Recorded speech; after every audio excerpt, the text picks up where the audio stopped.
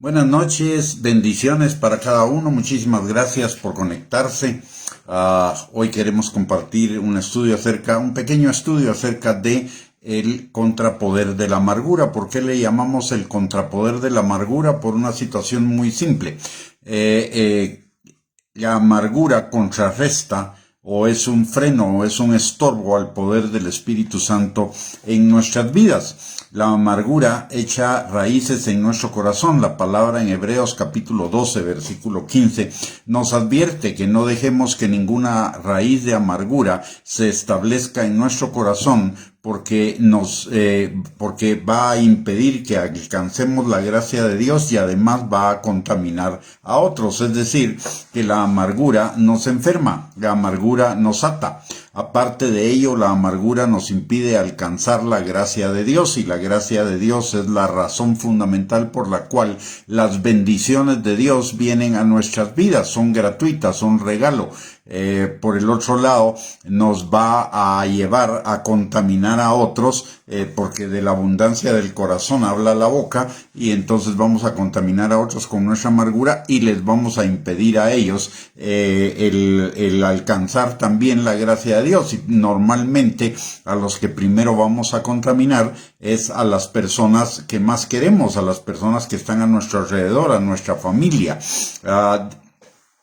La palabra que en hebreo se escribe amargura es la palabra griega pikria, que significa veneno, y es la misma palabra que se utiliza para designar el veneno del áspid, que es una serpiente venenosa de Asia Menor y de Grecia, cuyo veneno va directamente al corazón de las personas para paralizarlo, para matarla.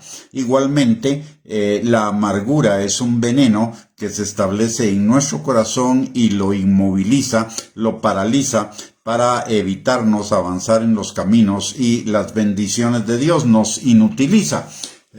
Una definición de la amargura es que la amargura es una forma de depresión.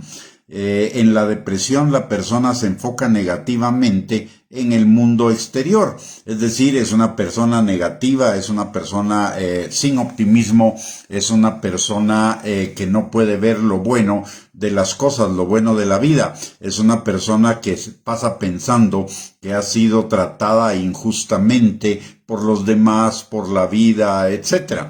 Y muchas veces la amargura, si no en todas las veces, es el resultado de un resentimiento. Se recibe una ofensa y al no perdonar esa ofensa se convierte en ira o en dolor, y esta ira o dolor se convierte en odio y el odio se convierte en amargura. La amargura es una aflicción del alma.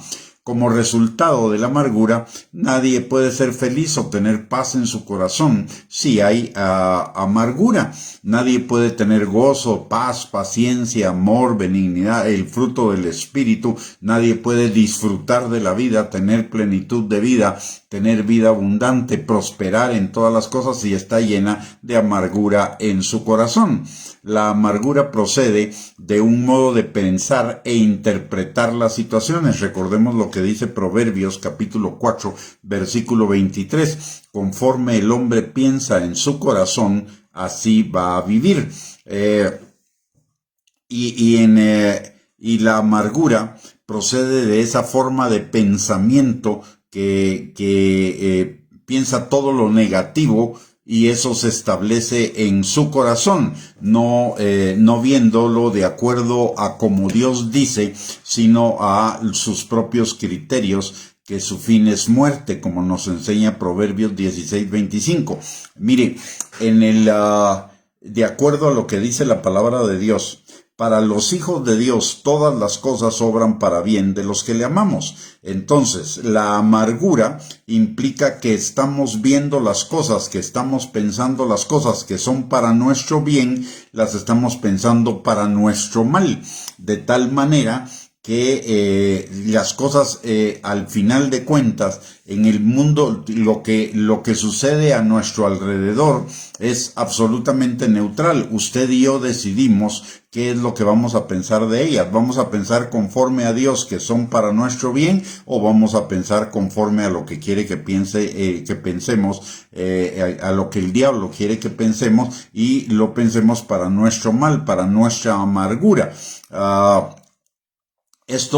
Entonces la amargura procede de una manera de pensar y de interpretar las situaciones a nuestro alrededor de una manera diferente de cómo las ve Dios. Si nosotros vemos las cosas como Dios las ve, todas las cosas van a obrar para bien de nosotros, aunque sean cosas que no nos gusten, aunque sean cosas que nos puedan desagradar, incomodar, etcétera. Pero si las vemos como Dios las ve, en lugar de que haya amargura en nuestro corazón, lo que va a haber es victoria, es esperanza, y vamos a aprovechar esas situaciones como experiencias de aprendizaje, de maduración, de crecimiento, de fortalecimiento, de afirmación en Cristo, como dice la palabra en Primera de Pedro, capítulo 5, versículo 10. Entonces, la amargura es resultado de interpretar las cosas que suceden a nuestro alrededor de acuerdo a nuestros propios caminos, que nos parecen derechos en nuestra propia opinión, pero que su fin es camino de muerte. ¿Cuáles son las causas más comunes de la amargura? Las causas más comunes de la amargura son las ofensas, las traiciones, las desilusiones, las cosas que no hemos perdonado. Podríamos decir que la amargura es la suma de heridas, rechazos, resentimientos, frustraciones, iras y dolor que hemos experimentado en nuestras vidas, que no lo hemos llevado delante del Señor y no ha sido sanado, no ha sido curado. Recordemos que la palabra de Dios nos dice que por las llagas de Cristo hemos sido sanados, por un lado. Por el otro lado, la palabra de Dios también, Jesús nos dice en Mateo capítulo 11, versículo 28 al 30, que vengamos a Él todos los que estemos trabajados y cargados, y principalmente por estas, y no solo principalmente, sino entre otras cosas por estas situaciones que nos producen amargura, y que se las entreguemos a Él, y que en lugar de cargar esas cosas que producen amargura, carguemos el yugo del Señor, que es fácil y que es ligera su carga, para que tengamos descanso para nuestras almas, que aprendamos de Él, que es manso y humilde de corazón, y entonces hallaremos ese descanso en Él. De tal manera que la amargura, podemos decir que son situaciones de nuestra vida que nos han causado dolor, que no las hemos entregado delante del Señor, que las estamos reteniendo, y no solo las estamos reteniendo, sino que las estamos atesorando en nuestro corazón. En lugar de atesorar la palabra de Dios, estamos atesorando la amargura en nuestro corazón, y de la abundancia del corazón habla la boca, número 1, y de la boca, en la boca está el poder de la vida y el poder de la muerte, de tal manera que esas cosas, en lugar de producirnos vida, las cosas que producen amargura, al establecerse en nuestro corazón y las hablamos, en lugar de producirnos vida, nos van a producir muerte. Y aunque no las hablemos por nuestra boca, las hablamos en nuestro pensamiento, y eso lo que hace es aumentar la amargura en nuestro corazón. Hay algunos síntomas emocionales de la amargura. Por ejemplo, personas que siempre están criticando a otros, que siempre se están quejando de las cosas, que se sienten enojadas constantemente, que tienen un carácter volátil, explosivo, que son personas ofendidas, que les gusta personas ofensivas, que les gusta hacer sentir mal a los demás. Tienen una identidad nula como hijos de Dios, o muy baja. Son personas que en su diario vivir expresan negativismo, dureza, severidad, rencor, resentimiento, ira, odio, crítica, murmuración, queja, pesimismo, falta de gratitud, etcétera. Es decir, emociones negativas, ¿no? Quizá no todas, pero constantemente están expresando negatividad, están expresando emociones negativas.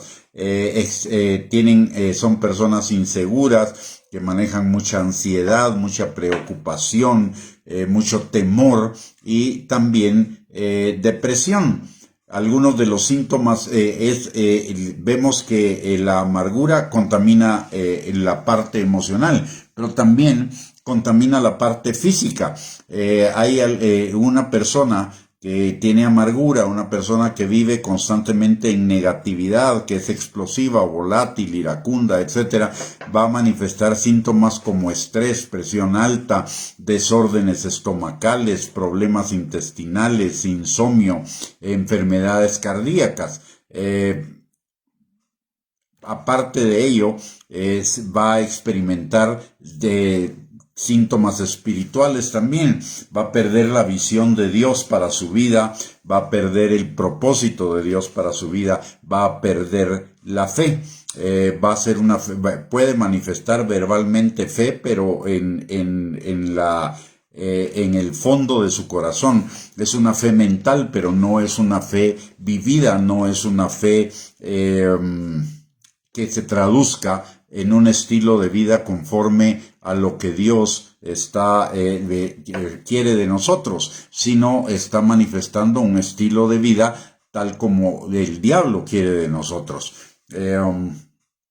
Como vemos, la amargura contamina el cuerpo, el alma y también el espíritu. Tiene efectos sobre todas las áreas de nuestra vida, porque nuestra vida es un sistema integrado de espíritu, alma y cuerpo, y lo que afecta en una parte afecta en la otra. Por ejemplo, cuando usted y yo estamos con fiebre, no tenemos ganas de orar, no tenemos un buen estado emocional, está afectada nuestra habilidad para orar, para leer la Biblia, para alabar, para adorar al Señor, pero también está afectada nuestra capacidad de manifestar emociones positivas.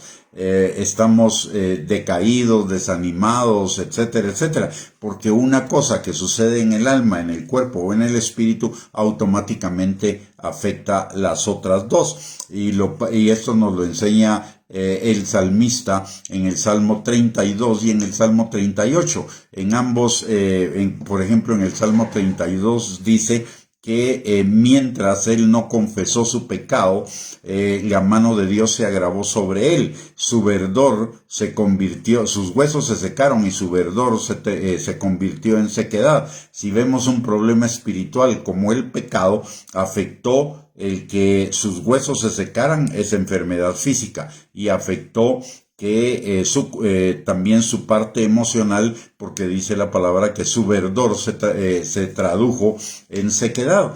O sea, la amargura afecta todo nuestro ser, espíritu, alma y cuerpo, como ya vimos con la cantidad de síntomas que mencionamos. Una persona no necesariamente tiene que tener todos esos síntomas o manifestar todos esos síntomas, pero si hay varios de ellos que están manifestando, eso puede ser un indicativo de que en su interior, en su corazón, está guardando amargura. Ahora bien, Dios tiene un remedio para la amargura. La palabra de Dios dice muy claramente en Isaías 53 que Él llevó todas nuestras enfermedades y todos nuestros dolores en la cruz del Calvario. Y no solo por los dolores y las llagas que pudo producir o que pudieron producir la corona de espinas, los clavos en sus manos, sino hay un dato muy curioso, muy interesante. En Dios no hay casualidades. Jesús experimentó 40 latigazos como castigo previo a la crucifixión. Y los médicos han determinado que todas las enfermedades físicas se pueden agrupar en 39 grupos diferentes de enfermedades, en 39 familias de enfermedades. Jesús recibió 40 latigazos, pero hay 39 familias de enfermedades físicas que experimenta el ser humano. De esas 39 se derivan todas las enfermedades. Falta una, ¿no? Bueno, está la enfermedad mental, la enfermedad emocional. Esa es la 40ª, de tal manera que el Señor no solo llevó el castigo de nuestros pecados sobre Él, que es la enfermedad espiritual, sino también llevó la enfermedad mental y la enfermedad emocional, y también llevó nuestras enfermedades físicas, de tal manera que el Señor es nuestro sanador integral. Ahora, también la palabra de Dios nos dice de cosas que necesitamos para salir de la amargura. En primer lugar, necesitamos identificar todas aquellas situaciones que no hemos perdonado. Rechazo, traiciones, desilusiones, ofensas, etc. Y que todavía nos causan dolor, malestar, tristeza u otras emociones negativas. Miren, cuando no hemos perdonado, el encarcelado no es el que cometió la ofensa o la traición o nos desilusionó. El encarcelado soy yo, el prisionero soy yo. La falta de perdón me aprisiona a mí, no aprisiona al otro. Entonces, el perdón es la forma que Dios tiene para nosotros de liberarnos de esa esclavitud, de esa prisión. Por ello, en primer lugar, necesitamos identificar todas esas situaciones que causaron dolor, amargura, resentimiento, falta de perdón, etcétera, en nuestras vidas. Rechazo, traiciones, decepciones, desilusiones, ofensas, insultos, etcétera. Y en segundo lugar, entonces, derivado de ello, necesitamos perdonar al causante, es decir, al ofensor. Necesitamos perdonar la ofensa y también necesitamos perdonar las consecuencias de esa ofensa. Porque la ofensa la ofensa no es solo la ofensa en sí.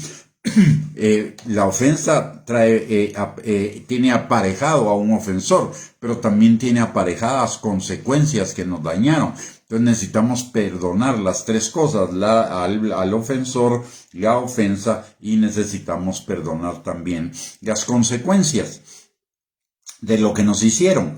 Y hay una cosa que también necesitamos perdonar y que generalmente se obvia cuando hablamos de perdón, y es que como consecuencia de la ofensa, la desilusión, la traición y lo que fuera, usted y yo asumimos comportamientos carnales, entre ellos no perdonar, guardar resentimiento, amargura en nuestro corazón, incluso odio hacia el otro. Puede ser que tomamos venganza, murmuramos del otro, contaminamos a otros con la amargura de nuestro corazón, etcétera. Esos son comportamientos carnales que nosotros cometimos como consecuencia de la ofensa, del ofensor, de las consecuencias, y que no las perdonamos en su momento. Entonces eso nos hizo reaccionar con reacciones carnales. También necesitamos pedir perdón al Señor por esas reacciones carnales. Y a continuación de eso, y en cuanto al perdón, quizá vamos a necesitar perdonar. Mientras más hemos cargado la ofensa, mientras más dolor nos hemos ido coleccionando al respecto de eso, es muy probable que con solo decidir una vez y decir una vez que perdonamos esas cosas no sea suficiente. Cuando el Señor Jesús le pregunta al Señor Jesús, Pedro le pregunta: ¿cuántas veces he de perdonar a mi hermano? Jesús le dice 70 veces 7. Y eso quiere decir 70 veces 7, 70 ofensas diferentes, o 70 veces 7 la misma ofensa. De lo que se trata al final el perdón es de liberarme del dolor, de la amargura, del resentimiento, de la falta de perdón, de todas esas cosas. Liberarme del dolor de la ofensa. No está cerrado el círculo del perdón hasta que usted y yo no podamos recordar la situación que nos afectó sin sentimientos de amargura, de resentimiento, sin sentimientos negativos, y lo podamos ver como una experiencia de aprendizaje, como una experiencia de maduración. Cuando ya eso no nos esté atando, ya cuando esas cosas ya no nos tengan prisioneros. La palabra de Dios en Lucas capítulo 9, versículo 62 nos lo dice muy claramente. El que pone su mano en el arado, pero ve para atrás, no es digno del reino de los cielos, no es apto para el reino de los cielos, no es apto para las bendiciones, no es apto para caminar en la justicia de Dios, y por lo tanto no vamos a recibir todas las añadiduras y todas las bendiciones que derivan de caminar en el reino de Dios. Y ver para atrás es seguir atado a esa ofensa, a esa traición, a esa decepción, a ese dolor que nos causaron en el pasado. Esa es una trampa del diablo que el diablo usa para robarnos la vida abundante que tenemos en Cristo Jesús. Entonces necesitamos renunciar delante de Dios a seguir aferrándonos a las heridas del pasado y a extender perdón cada vez que nos recordemos y nos produzca algún tipo de dolor, de resentimiento o alguna emoción negativa, hasta que todo eso se termine. Y también necesitamos hablar del dolor con el Señor, si fuera necesario, con un consejero sabio, con un consejero espiritual. Pero necesitamos, cuando David, si vemos en los Salmos, cuando David experimentaba situaciones negativas, situaciones adversas, ¿qué era lo que sucedía con él? Iba con el Señor y descargaba en el Señor todos esos sentimientos negativos, esos deseos de venganza, ese dolor por lo que le estaban haciendo vivir. Y luego generalmente decía, pero yo voy a permanecer en tu palabra, yo voy a meditar en tu palabra, en lugar de estar pensando la ofensa, pensando en esas circunstancias, ya las dejé delante de ti, voy a pensar en tu palabra. Él hablaba de su enojo con Dios. Dios no tiene ningún problema en que hablemos con Él acerca de nuestro enojo, porque Él conoce absolutamente todo lo que hay en nuestro corazón, como dice 1 Samuel capítulo 16, versículo 7, y como dice también el Salmo 139, versículos del 1 al 12. No nos podemos escapar del Señor, no nos podemos esconder de ninguna manera del Señor. Entonces el Señor ya conoce nuestro enojo, ya conoce lo que hay en nuestro corazón. Hablar de eso es una forma de desahogarnos, es una forma de entregárselo al Señor para que Él lo sane. Por un lado. Por el otro lado, también necesitamos desarrollar humildad. ¿Por qué razón? Porque la amargura es resultado de la arrogancia. La amargura es resultado de no perdonar, y no perdonar es una situación de arrogancia. Es pretender ser más justos que Dios, que ya perdonó la ofensa del otro en la cruz y que sin embargo nosotros la tenemos sin perdonar. Es decir, nos estamos haciendo superiores al Señor. Y finalmente lo que necesitamos es guardar nuestro corazón. La palabra de Dios dice en Proverbios capítulo 4, versículo 23, que sobre toda cosa guardada guardemos nuestro corazón, porque de él mana la vida. Y en el contexto lo que el Señor nos dice es que guardemos lo que pensamos, lo que sentimos, que pensemos lo bueno, lo justo, lo de buen nombre, si algo digno de alabanza, que en ello pensemos. Y la palabra de Dios también en el Salmo 1, versículo 2 y 3 nos dice que que tengamos en la palabra de Dios nuestra delicia y que meditemos de día y de noche. Eso es lo bueno, pensar lo bueno. También cuidar lo que oímos, porque lo que oímos nos es añadido. Si oímos temor, si oímos negativismo, eso se nos va a pegar. Pero si oímos la palabra de Dios, si constantemente estamos hablando, repitiendo la palabra de Dios, y la oímos, la fe viene por el oír y el oír por la palabra de Dios. también necesitamos cuidar lo que hablamos. Proverbios 18, 20 al 21 nos enseña que el poder de la vida y el poder de la muerte está en nuestras palabras. Por lo tanto, necesitamos hablar palabras de vida y no palabras de muerte. ¿Cuáles son las palabras de vida? La palabra de Dios es vida. Por lo tanto, las palabras de vida son la palabra de Dios, mientras que la palabra de muerte son las palabras del mundo, de la carne, de los demonios. Y finalmente, tenemos que tener cuidado también con lo que vemos, porque de lo que vemos va a depender que en nuestro interior sea luz o sea tinieblas, lo dice el Señor en Mateo capítulo 6, versículo 22 al 23.